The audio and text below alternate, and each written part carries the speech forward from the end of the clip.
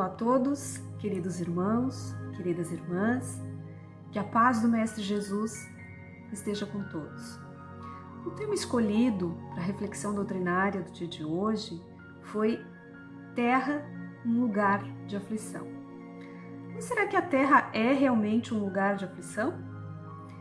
Ela é o nosso lar, ela é a nossa morada de agora, é onde plantamos os nossos sonhos, as nossas expectativas de um futuro feliz, cheio de realizações, de felicidade, de bem-aventuranças. Cada um de nós que aqui aportamos quando reencarnamos, trouxemos na bagagem o resultado das nossas viagens anteriores. E esse resultado, ele pode ser o bônus das nossas conquistas, por meio dos resgates que nós realizamos, das provas vencidas, de todo o bem que nós houvermos feito, ou esse resultado também pode ser débitos contraídos através dos erros que nós cometemos por termos permitido que as nossas imperfeições nos dominassem. Acontece, porém, que ao mergulharmos na carne, um véu de esquecimento foi colocado sobre nós, para que nós tivéssemos a oportunidade de recomeçarmos do zero, de reescrevermos a nossa história sem as vírgulas do passado. Como, por exemplo, a oportunidade de aconchegarmos no colo um filhinho que outrora possamos ter abandonado, ou então de recebermos na nossa família um amigo traído e que agora é transformado num irmão e nós recebemos e vivemos ao seu lado. E outros tantos exemplos que, graças justamente ao véu do esquecimento, nós não seremos constrangidos com a convivência ou humilhados, caso nos recordássemos do mal que praticamos contra eles ou do mal que deles nós recebemos. Então, com essa grande bagagem, cheio de sonhos, de expectativas, de esperanças, nós vamos pontilhando essa nossa nova vida. Mas como nós não sabemos o que é que nós trouxemos dentro da nossa bagagem, porque nós não lembramos, à medida em que ela vai sendo aberta, pode ser que o que nós vamos encontrando não seja exatamente aquilo que nós gostaríamos, mas que ao contrário, muitas vezes podem ser dores, dissabores, dificuldades que nós precisamos enfrentar. E é comum, nessas ocasiões, o desânimo tomar conta de nós. A esperança diminuir. E esse lar que nós chamamos de terra, ele começa a parecer mais com um cárcere, ou então com um hospital ou uma escola para alunos em recuperação. E então, nós começamos a maldizer essa vida que levamos. Começamos a reclamar daquilo que, aos nossos olhos, parece muito mais uma injustiça contra nós. E então, nós entramos em desespero. E a Terra passa, nessas ocasiões, de fato, a ser um lugar de aflição. Todavia, apesar de nós não nos recordarmos, quem escolheu as provas pelas quais nós estamos passando nessa reencarnação, fomos nós mesmos.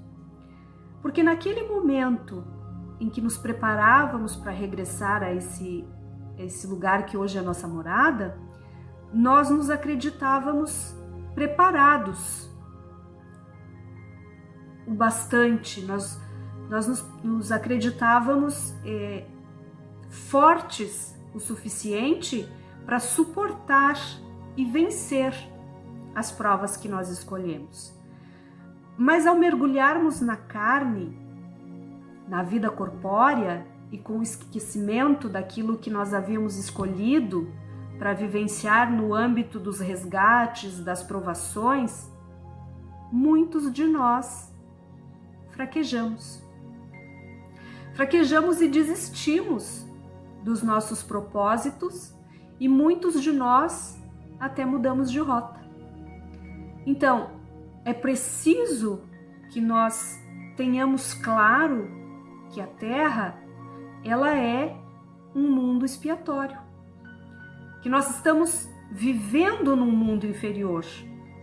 E o que nos envia para cá e nos mantém aqui, neste mundo inferior, são as nossas imperfeições.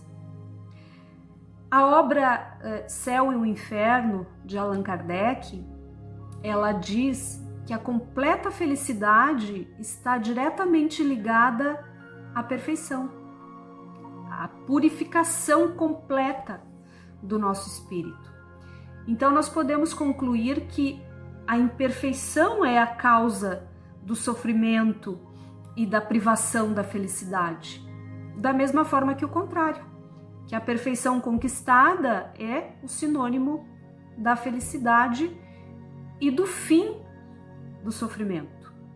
Então, a nossa rota para a felicidade, ela passa diretamente pela evolução moral.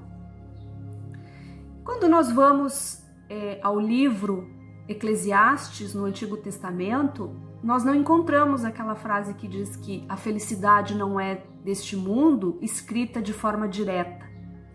O que nós encontramos é um relato que pretende ensinar os caminhos que nós devemos trilhar para melhor atingir a felicidade. É mais uma crítica às ilusões de ideias como, por exemplo, a riqueza, o poder, ciência, os prazeres, o estado social, e coloca uma pergunta fundamental, que é a seguinte: que proveito tira o homem de todo o trabalho com que ele se fadiga debaixo do sol? Ou seja, para onde nós estamos dirigindo todo o nosso esforço diário e o que é que nós desejamos da nossa existência? Há aí a noção de que a felicidade aqui na Terra não é plena, que a felicidade não é deste mundo. Mas aí fica a pergunta: por quê? E lá no capítulo 2 do Evangelho segundo o Espiritismo, quando nós encontramos aquela passagem em que Jesus responde a Pilatos quando este lhe pergunta se ele era rei, aí Jesus diz assim: meu reino não é deste mundo. Por essas palavras ditas por Jesus, claramente nós percebemos que ele não está se referindo àquela vida, mas a uma vida futura, a verdadeira vida, que é a vida espiritual. A que nós realmente, todos nós estamos destinados. E essa fala nos leva diretamente a outra colocação de Jesus, quando ele diz: há muitas moradas na casa de meu Pai. Porque é possível concluir que há a existência de outros lugares, de outros mundos, em que a vida acontece de forma diferente dessa que nós conhecemos aqui, né? Ou seja, o universo como sendo a casa do Pai. E nesse universo, a existência de várias escalas de mundos habitados de acordo com o estágio evolutivo daqueles que habitam estes mundos. E também lá na questão 920 do Livro dos Espíritos, em que Kardec pergunta: pode o homem gozar da completa felicidade na Terra? Os espíritos respondem: não, pois a vida lhe foi dada como prova ou expiação. Dele, porém, do homem, depende a suavização de seus males e o ser tão feliz quanto possível na terra. E suavizar os nossos males passa necessariamente pela compreensão e pela aceitação das dificuldades pelas quais nós passamos. Então, isso significa que nós temos que abrir mão da revolta e da queixa. Porque abrindo mão da revolta e da queixa, nós vamos conseguir alcançar a conquista plena sobre todas as nossas provações. Nós podemos perceber claramente que as pessoas resignadas, elas são naturalmente muito mais felizes, né, dentro da condição, do que aquelas que são revoltadas, do que aquelas que são inconformadas com todo tipo de dificuldade que encontram. Então, meus irmãos, a Terra é sim um lugar de aflição. Mas isso não quer dizer que aqui, que agora, nós não possamos já vislumbrar a felicidade, vislumbrar o fim do sofrimento depois do aprendizado. E a resposta à questão 922 do Livro dos Espíritos, ela nos dá uma fórmula, como se fosse uma fórmula do treino para a felicidade, que é a posse do necessário, porque ninguém é feliz na miséria, a consciência tranquila, porque ninguém consegue ser feliz enquanto estiver atrelado, enquanto estiver ligado, enquanto se comprazer com o mal, e a fé no futuro.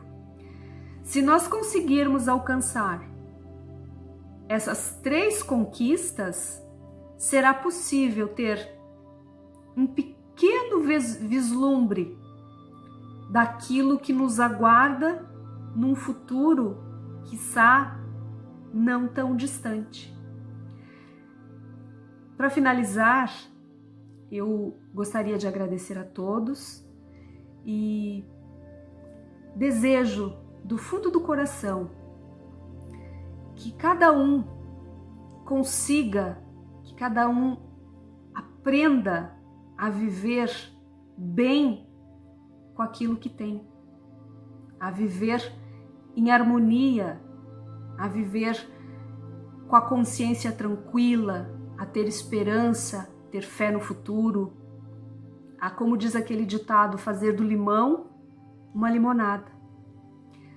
Porque ao final desta jornada, que cada um possa ter sido tão feliz quanto possível e que ao olhar para trás, para aquilo que foi a sua vida, se sinta realizado, se sinta cumpridor daquilo que veio fazer nesta jornada. E que ao chegar na verdadeira pátria, na pátria espiritual, consiga alcançar, consiga conhecer, consiga desfrutar da verdadeira felicidade, de estar mais perto, mais próximo do Cristo. Muita paz e que Jesus abençoe a todos. Muito obrigada.